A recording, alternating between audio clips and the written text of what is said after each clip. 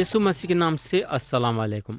प्यारे भाई और बहन, आप लोगों को याद होगा कि गए सो वक़्त हम रोमियो के नाम पौलुस रसूल का ख़त बाब 3 और उसकी आयत 28 से गौर करना शुरू करे थे और हम बाब 3 को ख़त्म करे थे।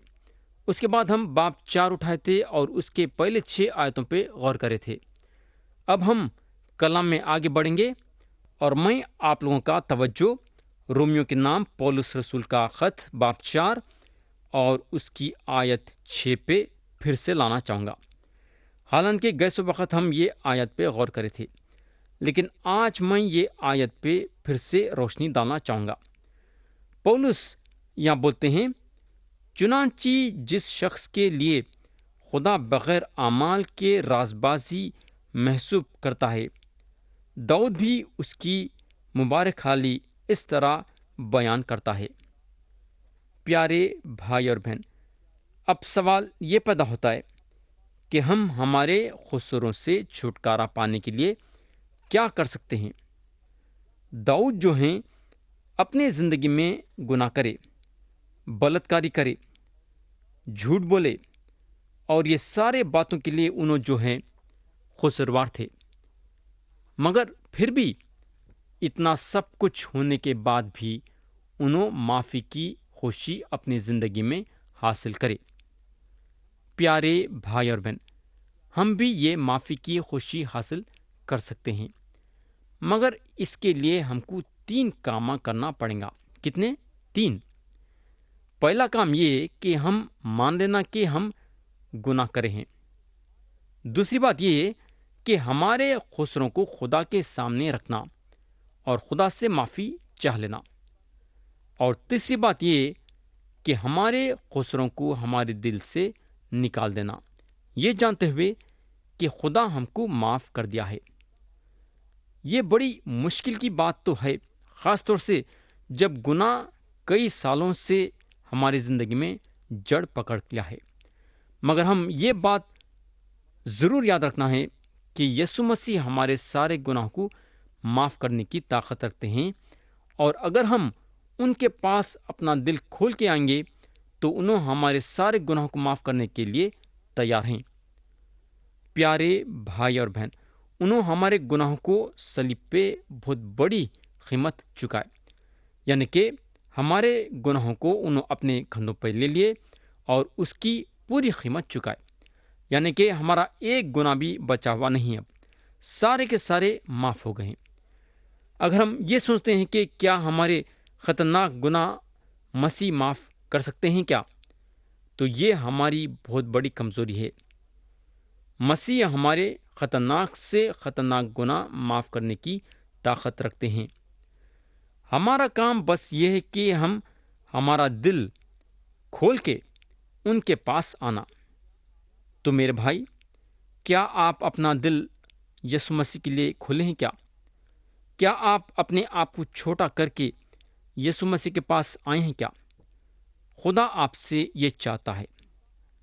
अब हम आयत 7 पढ़ेंगे और देखेंगे कि पौलुस का मतलब क्या है। यहाँ लिखा हुआ है कि मुबारक वो हैं जिनकी बदकारियाँ माफ़ हुई और जिनके गुनाह ढके गए। प्यारे भाई और बहन, ये सीधे ज़बूर की किताब बाब 32 से लिया गया है। ये आयतें उन्होंने बड़े साफ तरीके से लिखे हैं। उन्होंने बताते हैं कि खुदा के नज़रों में वो इंसान मुबारक है। कौन सा इंसान? वो इंसान मुबारक है जिसके गुनाह माफ़ हुए हैं। तो यहाँ माफ़ी का सवाल पैदा होता है। हमको मालूम होना चाहिए कि इंसान का सबसे बड़ा बोझ उसका गुनाह है। उन्हें जहाँ जहाँ भी जा रहा है, जहाँ जहाँ भी खड़े हो रहा है, जहाँ जहाँ भी बैठ रहा है, गुनाह उसके कंधों पर है। अगर उसके गुनाह माफ़ हो जाएंगे तो उसका बोझ हल्का हो जाएगा। प्यारे भाई और बहन, अब सवाल ये पैदा होता है कि ये बदकारियों का मतलब क्या है? बदकारी का मतलब है होना बोल के खुदा के हुक्म के खिलाफ जाना और खुदा के हुक्मों को तोड़ना। ऐसा भी होता है ना कि लोग जो काम करने के लिए जा रहे हैं वो काम गुनाह है, ان کو معلوم ہوتا ہے، پھر بھی جو ہے الغا کرتے ہیں۔ داؤد ہونا بول کے خدا کے حکموں کے خلاف گئے۔ ان کو معلوم تھا کہ انہوں خدا کے خلاف گناہ کر رہے ہیں۔ ان کو معلوم تھا کہ انہوں خدا کے خلاف جا کے کیا کام کرے ہیں، لیکن یہاں خدا ان کو معاف کر دیا کیونکہ انہوں خدا سے معافی مانگ لیے۔ اگر ہم یہ دنیا کی عدالت پہ غور کریں گے تو یہ دنیا کا قاضی حالات کو دیکھ کے آدمی کے گناہ کو معاف کرے گا، مگر یہاں جو گناہوں کی معافی کی بات ہو رہی ہے، خدا نرمی کے ساتھ ایک گنہگار کو اپنے محبت بھرے ہاتھوں سے لے کے اس کے گناہ کو معاف کرتا ہے۔ یہاں کلام اور ایک چیز کے بارے میں بات کرتا ہے، اور وہ یہ ہے کہ گناہ ڈھکے جانے کے بارے میں۔ ایک آدمی کے گناہ کیوں اور کیسے ڈھکے جاتے ہیں، یہ سوچنے کی بات ہے نا۔ ایک آدمی کے گناہ یسوع مسیح کے پاک خون سے ڈھکے جاتے ہیں، کیونکہ یسوع مسیح آدمی کے لیے صلیب پہ اپنی جان دے کے اپنا پاک خون بہائے۔ یسوع مسیح کا پاک خون آدمی کے گناہ کو ڈھک دیتا ہے۔ آیت 8 پڑھیں گے۔ پولس بولتے ہیں، مبارک وہ شخص ہے جس کے گناہ خداوند محسوب نہ کرے گا۔ محسوب نہ کرے گا، اس کا کیا مطلب ہے؟ اس کا مطلب یہ ہے کہ خدا جو ہے ایک بار معاف کرنے کے بعد پھر اس آدمی کے وہ گناہ کو حساب میں نہیں لیں گا۔ اب آپ سوچ سکتے کہ اگر خدا آدمی کے گناہ کو پوری طریقے سے معاف کر دیتا ہے اور وہ گناہ کا حساب اپنے پاس نہیں رکھتا ہے بلکہ وہ گناہ کو پوری طریقے سے بھول جاتا ہے، تو آدمی کتنا نہیں خوش ہونا چاہیے، ہے نا؟ کتنی خوشی کی بات۔ یہ آدمی مبارک آدمی ہے۔ دوسرے الفاظوں میں ہم ایسا بول سکتے کہ وہ آدمی خوش ہے جس کے گناہ خدا حساب میں نہیں لیتا ہے۔ ہم کو معلوم ہونا چاہیے کہ داؤد ایک بہت بڑے گنہگار تھے اور خدا ان کے گناہ کو معاف کر دیا، کیونکہ ناتھن نبی داؤد کو ان کے گناہ کے طرف اشارہ کرے اور داؤد خدا سے معافی چاہ لیے۔ سیموئیل کی دوسری کتاب باب 12 اور آیت 13 کے دوسرے حصے میں لکھا ہوا ہے، جہاں ناتھن نبی داؤد سے بولتے ہیں، خداوند نے بھی تیرا گناہ بخشا، تو مرے گا نہیں۔ اب ہم آیت 9 پڑھیں گے۔ پس کیا یہ مبارک بادی مختونوں ہی کے لیے ہے یا نامختونوں کے لیے بھی؟ کیونکہ ہمارا دعویٰ یہ ہے کہ ابراہیم کے لیے اس کا ایمان راز باز گنا گیا۔ پیارے بھائی اور بہن، اب حجت پھر واپس حضرت ابراہیم پہ آتی ہے، یہ بتانے کے لیے کہ راز بازی ساری دنیا کے لیے ہے، جبکہ داؤد بات کر چکے ہیں اور بتائے ہیں کہ ایک آدمی جو شریعت کے نیچے ہے، جب اس کے گناہ معاف ہوتے ہیں تو انہیں خدا کے نظر میں مبارک ٹھہرتا ہے۔ کیونکہ داؤد یہودیوں میں سے تھے تو یہودیوں کا جواب یہ رہے گا کہ صرف یہودیوں کی گناہ معاف ہوتے ہیں اور صرف یہودی اپنے گناہوں کی خوشی حاصل کرتا ہے۔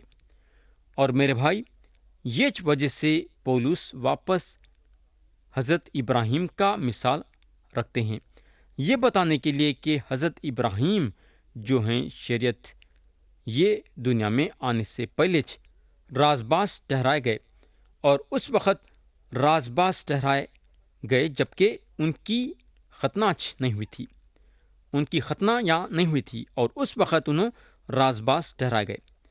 آیت 10 سے 12 پڑھیں گے۔ پس کس حالت میں گنا گیا؟ مختونی میں یا نامختونی میں؟ مختونی میں نہیں بلکہ نامختونی میں، اور اس نے ختنہ کا نشان پایا کہ اس ایمان کی راز بازی پر مہر ہو جائے جو اسے نامختونی کی حالت میں حاصل تھا، تاکہ وہ ان سب کا باپ ٹھہرے جو باوجود نامختون ہونے کے ایمان لاتے ہیں، اور ان کے لیے بھی راز بازی محسوب کی جائے، اور ان مختونوں کا باپ ہو جو نہ صرف مختون ہیں بلکہ ہمارے باپ ابراہیم کے اس ایمان کی بھی پیروی کرتے ہیں جو اسے نامختونی کی حالت میں حاصل تھا۔ تو خدا حضرت ابراہیم سے وعدہ کرا اور ابراہیم خدا کے وعدے کا یقین کرے۔ پیارے بھائی اور بہن، ابراہیم کو رسم ریتیں کرنے کے ذریعے سے کچھ بھی اجر نہیں ملا۔ رسم ریتیں کرنے سے ان کا کچھ فائدہ نہیں ہوا۔ ہم کو معلوم ہونا چاہیے کہ انہوں ختنہ کرانے سے بہت پہلے خدا کے طرف سے ان کو برکت مل گئی تھی۔ ایمان کے ذریعے سے ابراہیم خدا کے نظروں میں راز باز ٹھہرے۔ انہوں ختنہ کرانے سے پہلے خدا ان کو اپنے نظر میں قبول کر لیا۔ پیدائش کی کتاب باب 12 اور اس کی آیت 1 سے 4 میں اگر ہم دیکھیں گے تو خدا ان کو اپنے خدمت گزاری کے لیے بلایا اور اس وقت انہوں 75 برس کے تھے۔ ختنہ اس وقت لاگو ہوا جب انہوں 99 برس کے تھے۔ یہ بات کا ثبوت ہم کو پیدائش کی کتاب باب 17 اور اس کی آیت 1 سے 17 میں ملے گا۔ رسمیں ریتیں ہم کو ہمارے ایمان کے بارے میں بتاتی ہیں، مگر ہم یہ نہیں سمجھنا کہ رسم اور ریتیں کرنے سے ہم خدا کے نظروں میں خاص گنے جائیں گے۔ ایسی بات نہیں ہے۔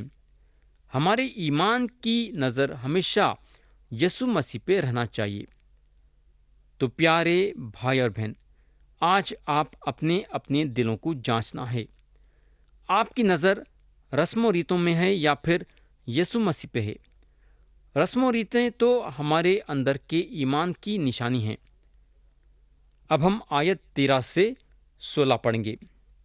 یہاں لکھا ہوا ہے، کیونکہ یہ وعدہ کہ وہ دنیا کا وارث ہوگا نہ ابراہیم سے نہ اس کی نسل سے شریعت کے وسیلے سے کیا گیا تھا، بلکہ ایمان کی رازبازی کے وسیلے سے، کیونکہ اگر شریعت والے ہی وارث ہوں تو ایمان بے فائدہ رہا اور وعدہ لا حاصل ٹھہرا، کیونکہ شریعت تو غضب پیدا کرتی ہے، اور جہاں شریعت نہیں وہاں عدل حکمی بھی نہیں۔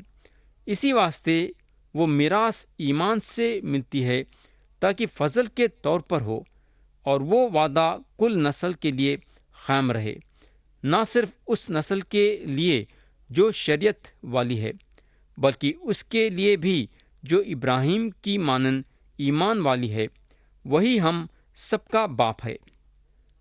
تو پیارے بھائی اور بہن، ختنہ کو لانے سے بہت پہلے خدا جو ہے ابراہیم سے وعدہ کر چکا تھا۔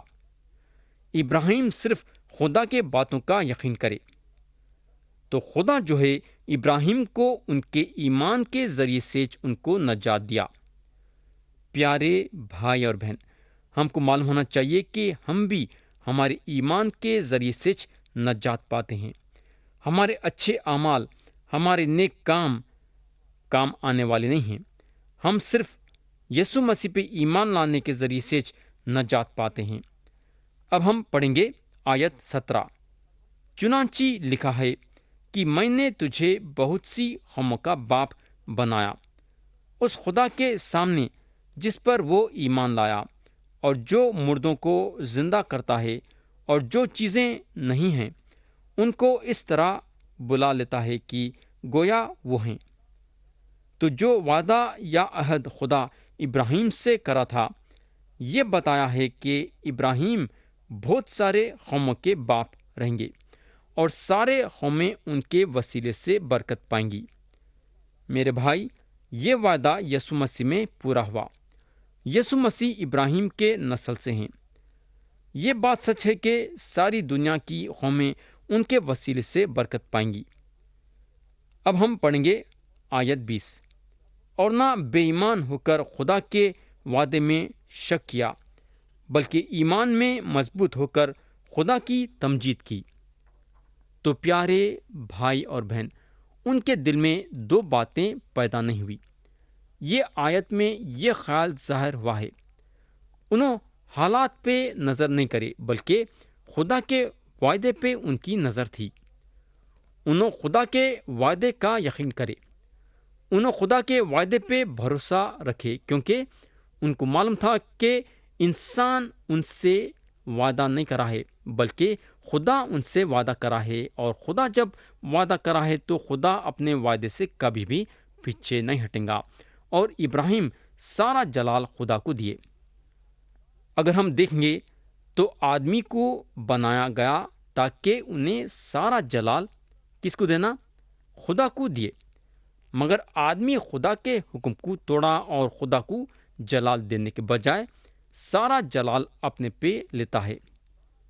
آیت 21 میں لکھا ہوا ہے، اور اس کو کامل اعتقاد ہوا کہ جو کچھ اس نے وعدہ کیا ہے وہ اس کے پورا کرنے پر بھی قادر ہے۔ پیارے بھائی اور بہن، ابراہیم کبھی بھی اپنے دل میں شک پیدا نہیں کرے کہ خدا اپنے وعدے کو پورا کرے گا یا نہیں۔ یہ شک کی بات نہیں ہے کہ حضرت ابراہیم جو ہیں اپنے زندگی میں غلطیاں ضرور کرے، انہوں اپنے زندگی میں گناہ ضرور کرے، انہوں اپنے زندگی میں جب ناکامیاب بھی تھے، اور یہ شک کی بات نہیں ہے کہ ان کے پاس حکمت بھی تھی اور ان کے زندگی میں اچھائیاں بھی تھے، مگر ان کے زندگی میں سب سے بڑی خوبی یہ تھی کہ انہوں ہمیشہ خدا پہ بھروسہ رکھتے تھے۔ ان کا بھروسہ خدا پہ سے نہیں اٹھ گیا تھا، انہوں ہمیشہ خدا پہ بھروسہ رکھتے تھے۔ ابراہیم کا ایمان مضبوط ہوا، خاص طور سے جب ان کے سامنے رکاوٹیں پیدا ہوتے تھے، اور ان کی زندگی ہمارے لیے ایک ایمان کا مثال ہے۔ اگر انہوں اپنے طاقت پہ نظر کرتے تھے اور اپنی طاقت سے کنعان کے زمین پہ قوم تیار کرنے کی کوشش کرتے تھے تو انہوں یہ کام نہیں کر سکتے تھے۔ ان کو یہ بات معلوم تھی کہ انہوں اپنی طاقت سے قوم تیار نہیں کر سکتے۔ ابراہیم خدا کو دیکھے، خدا کے حکموں پہ عمل کرے اور خدا کا انتظار کرے ان کے زندگی میں خدا کا وعدہ پورا ہونے کے لیے۔ پیارے بھائی اور بہن، خدا کے حکموں پہ چلنا اور خدا کا انتظار کرنا ہمارے زندگی کا بہت بڑا حصہ ہونا چاہیے۔ آیت 22 پڑھیں گے، اس سبب سے یہ اس کے لیے راز بازی گنا گا۔ پیارے بھائی اور بہن، یہ مردوں میں سے جی اٹھنے کا ایمان، موت کے ذریعے سے زندگی، یہ دو چیزیں جو ہیں خدا ابراہیم کے پاس سے قبول کرا۔ خدا جو ہے ابراہیم کو ان کے ایمان کے لیے رازباز ٹھہرایا، کیونکہ ابراہیم یہ یقین کرے کہ خدا جو ہے ایک مرے ہوئے کوکھ میں سے ایک بچے کو اٹھا سکتا ہے، یعنی کہ سارا کے کوکھ میں سے۔ میرے بھائی، خدا ان کو ہمیشہ کی زندگی دینے کا وعدہ کرتا ہے جو یہ یقین کرتے ہیں کہ انہیں اپنے بیٹے یسوع مسیح کو تیسرے دن قبر میں سے جلایا۔ قبر ایک موت کی جگہ تھی اور ہے، اور وہ موت کے قبر میں سے خدا یسوع مسیح کو تیسرے دن زندہ کرا اور قبر میں سے باہر لایا۔ اب ہم آیت 23 اور 24 پڑھیں گے۔ لکھا ہوا ہے جہاں پولس بولتے ہیں، اور یہ بات کی ایمان اس کے لیے رازبازی گنا گیا، نہ صرف اس کے لیے لکھی گئی بلکہ ہمارے لیے بھی، جن کے لیے ایمان رازبازی گنا جائے گا، اس واسطے کہ ہم اس پر ایمان لائے ہیں جس نے ہمارے خداوند یسوع کو مردوں میں سے جلایا۔